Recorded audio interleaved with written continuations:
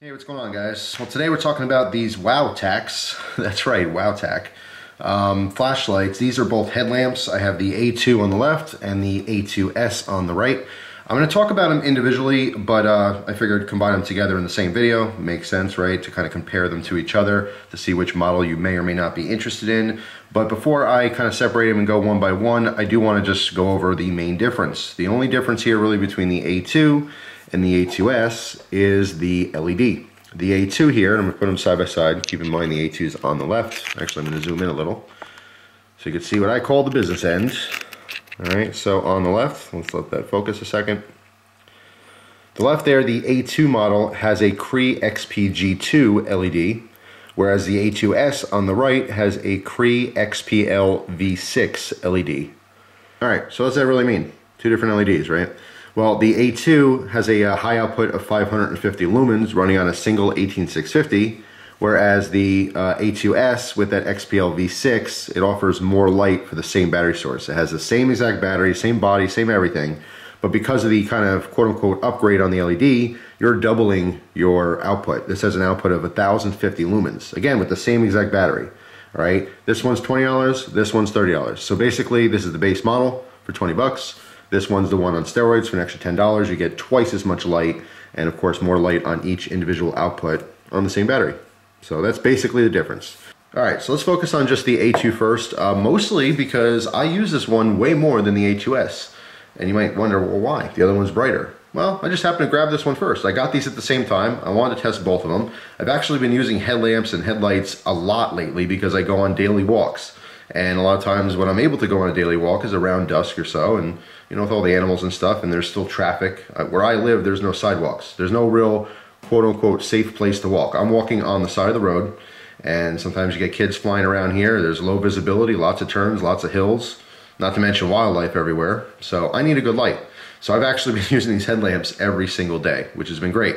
And I do love both of them. I love this one, and then of course I got to use the A2S recently, and I'm like, okay, well, hey, it's the same thing but much brighter.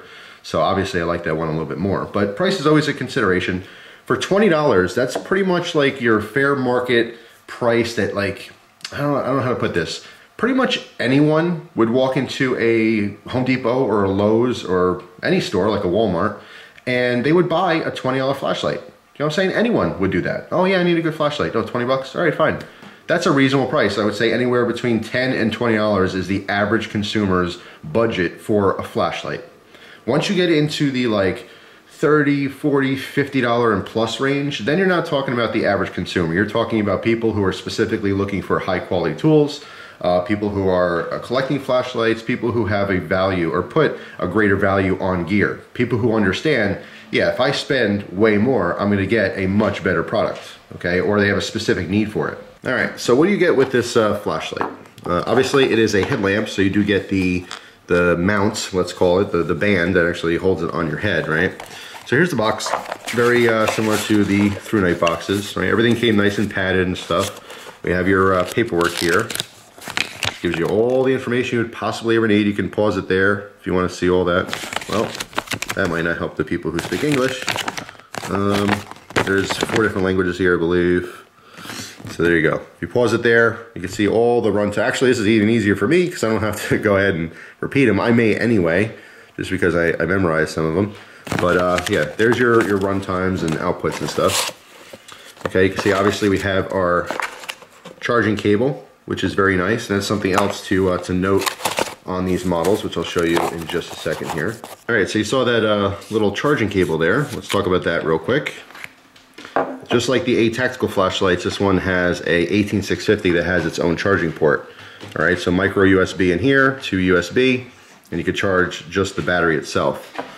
All right, let's pop that back in. And you can see this does have an angled head on here because it is mounted just like this onto the band. What I like about this compared to the through night ones, the through night headlamps, is that this is a lot easier to just pop on here. All right, to get it in and out of the actual headband, because I actually like using this light outside the headband as well. And that's one thing I'm going to suggest. Actually, I'll talk about it in just a second here. Let me just pop this on here so I can show you how this is on. There's kind of cutouts to show where these bands go. So this one, it just slips in here. This way it's not gonna slide, and this one happened to pop in by itself. This way it's not gonna slide around. I mean, I don't really see any situation where this is gonna be bounced around, really. I mean, even on your head bouncing up and down, I don't find it's gonna slide anywhere, but there are little slots to keep it nice and firm in place. Now, the one issue I had in the very beginning when I got this light, this is before I used it, it was not really an issue, it was a concern really, is this is offset. Every headlamp I've ever had, the actual LED in the head of the flashlight was dead center to my forehead, right? Makes sense. So I thought, and I know they made headlamps too that, let's say this is on your head, that the whole flashlight's on the side or whatever. I just thought it being offset would be weird. I thought that number one, the weight distribution would be weird. It would feel strange on my head. Flashlight, the actual beam would be offset to me. It didn't make a difference. It would, like, I first looked at the design, I went, you know, I don't know if this is gonna be good. It made literally no difference, okay? The beam was still straight ahead of me. It didn't seem like it was offset. As far as the weight, I couldn't tell the difference, that, you know, this side's a little bit bigger. So that concern was no longer a concern once I started using it.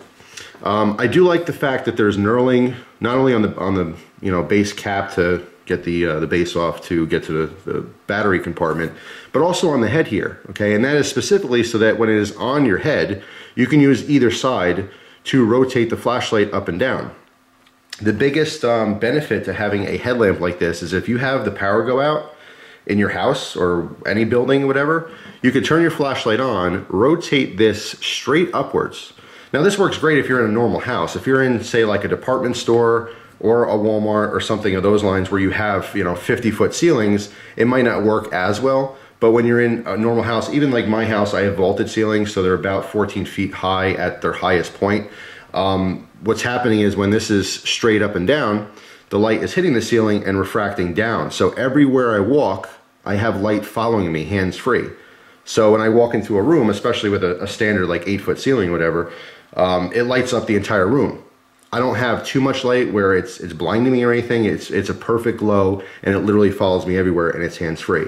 I've used this multiple times. I like flashlights that can tail stand, because I like being able to put them in certain rooms to have dedicated light. Again, in a you know, no power type situation, a you know, serious survival situation, or just a regular everyday, hey, you know, there's a thunderstorm and it knocked out the power, or someone hit a telephone pole in the middle of winter, you know, when we have no power. It's always a concern for me to be prepared for those situations. So even though I like flashlights that do tail stand and I can put them in different rooms, it's even better if you just have one light on you that's on your head and literally follows you everywhere. So it's a great feature. Every headlamp, you know, should have this feature. Some actually don't. Some have like the head that click up and down or whatever, and when they do that, a lot of them don't. They click down, you know, so when you're walking, it'll kind of illuminate in front of you so you don't trip on anything, but they don't, you know, rotate up. So that's what I like about these, and the through nights the same, is that this can rotate in any direction. So you can have it straight out, you can have it angled down if you want a little bit, and this is great for walking. This is what I've been doing, because when I'm walking in a residential neighborhood, so when I turn to look at a house, I don't want to shine my light into the living room, okay? It causes distractions, it's rude. If nothing else, it's rude. So having this angle down, I'm walking, you know, on the side of the road, and I'm not tripping on anything that may be in my way, but I'm also not being rude and shining it into people's homes. But, for example, just yesterday, right? You guys will see this, but I had a black bear in the neighborhood, and I happened to spot it and got some good footage for you guys.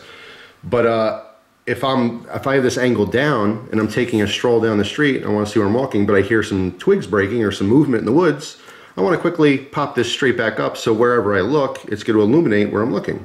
So as far as the actual strap goes, I like it. It's extremely comfortable. There's two different points of adjustment, one on the overhead strap and one on the actual like headband part of the strap. So I can adjust it perfectly to me. It's very important so that it's not super tight on your head. You don't want it to be uncomfortable and leaving marks on your forehead and stuff. But at the same time, you don't want it falling around. And especially with a little bit of a heavier flashlight like this, it is very important to have a nice, comfortable headband. I've had numerous you know, headlamps before. Some are good as far as comfort, some not as comfortable. Some feel like they're not even there. This one definitely feels like it's there. It is a heftier light, so that may be a negative to some people. It's not a super lightweight headlamp by any means, but I do like the fact that I can take this off and have a dedicated flashlight. And that brings me to my next point. I like this flashlight just as a pocket light, okay? And what I really like about this is the fact that it does separate from the headband portion. Most headlights or headlamps are dedicated headlamps, okay? Like I said, they're fixed pieces here, they kind of angle or whatever, and that's it. It is just a dedicated headlamp. This is not. This is a pocket light that happens to fit into a headlamp mount. What I would really, really love to see, and I think it's kind of a must, is because you already have cutouts for this attachment point here, so it doesn't slide back and forth, you gotta have a pocket clip with this. So the people who are making this flashlight, watching this video, please make a pocket clip and add it as an accessory to this flashlight here, because I know everyone who's buying this thing wants to be able to take it out of the headlamp, pop on the clip, and clip it to their pocket as well, because this is an awesome pocket light as well as being a headlamp.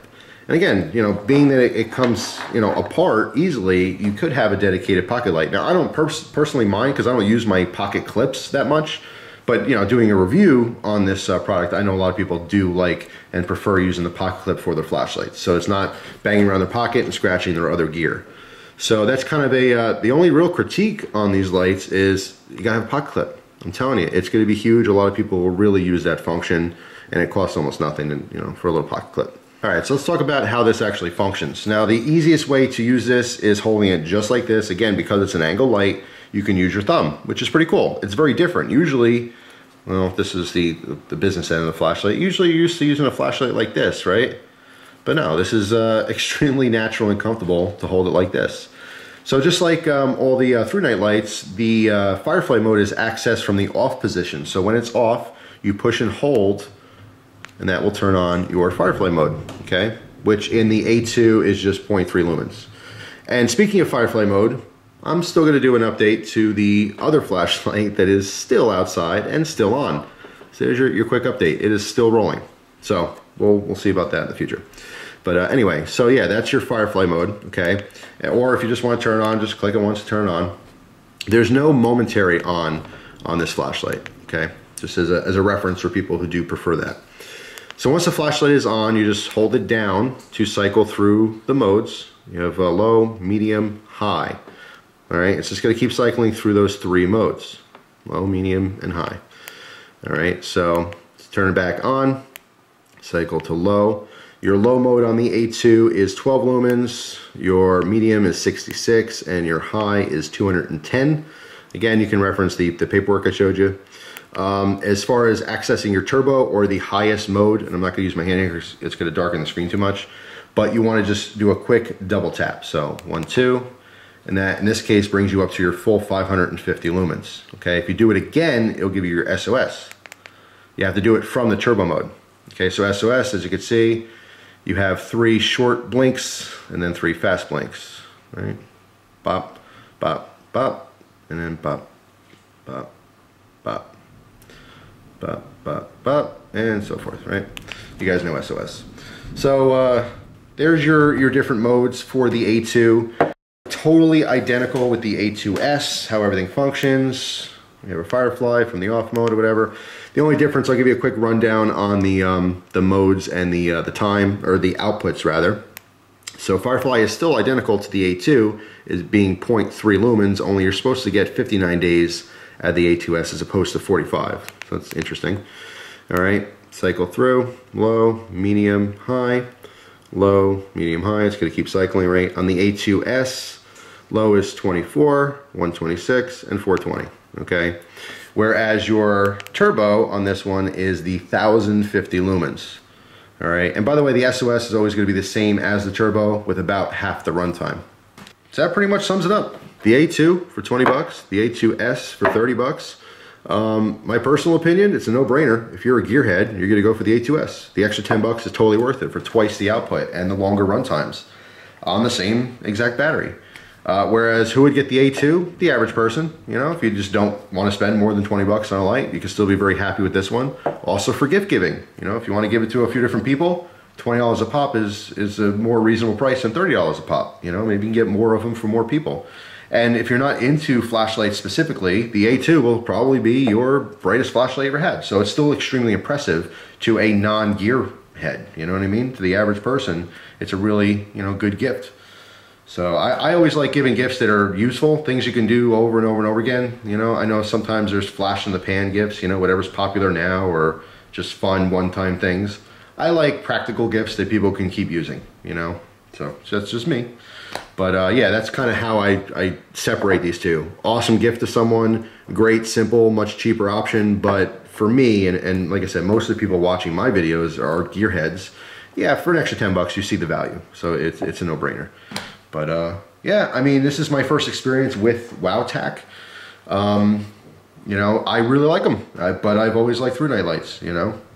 So it's, you know, like I said, it's not really much of a surprise. I did see there's another, it's a really cool model. I don't know what it is off the top of my head, but if you guys want to check out Prepared Mind 101, I saw he did a video. I didn't watch the video yet, but I saw the thumbnail today. He did a video of another WOWTAC. It's gold. It's got like a really cool like tactical bezel on it and stuff. That looks awesome, you know, and these are all reasonably priced flashlights. So I'll put a link to his video down in the description box as well if you want to check that out, or you know, check out other WOWTAC flashlights. Just do a search, you know, they're popping up. So anyway, that's it. I do like these headlamps a lot, and I'm going to continue to use them until there's something better. That's kind of like how all flashlights go, is everything's great, but the industry, the flashlight industry, is such a fast-paced thing. You know, next week there'll be something cooler, something brighter, you know. 2 months from now, it's like even brighter, you know, even cooler. But what I like about Through Night in general, and then now obviously A-Tactical and WOWTAC, their subdivisions, is just the affordability. That's why I try so many different flashlights from them, is because it's affordable. You know what I mean? And that's what people are looking for. I love Surefires. You know, they're one of the best flashlights made in the world, you know, and they have a great warranty and everything else. But they're extremely expensive. They're out of a lot of people's budget. And it always makes me extra excited when I can show something that people can actually afford. So that's that. Thanks for watching. Hope you guys have an awesome day. And if you happen to have either one of these flashlights, please post down in the comments what you think of yours, as well as any of the WOWTAC flashlights. You know, let me know your opinions. Don't just take my word for it. Watch a lot of people's videos, read a lot of forums, get all the information you possibly can before buying stuff. You know, that's what a good consumer does. But I'm here to tell you that I like them and they work. And the A2S was dropped once on accident and worked fine. Most flashlights, I'll do drop tests right away. In fact, I'll show you real quick. But let's do a drop test real quick. Try to drop it as best I can right on that head. This is about 3.5 feet up. Works fine. Let's do it again. Why not, right? So, just for reference, they work. Thanks for watching. Hope you guys have an amazing day, and I'll see you soon. Take care.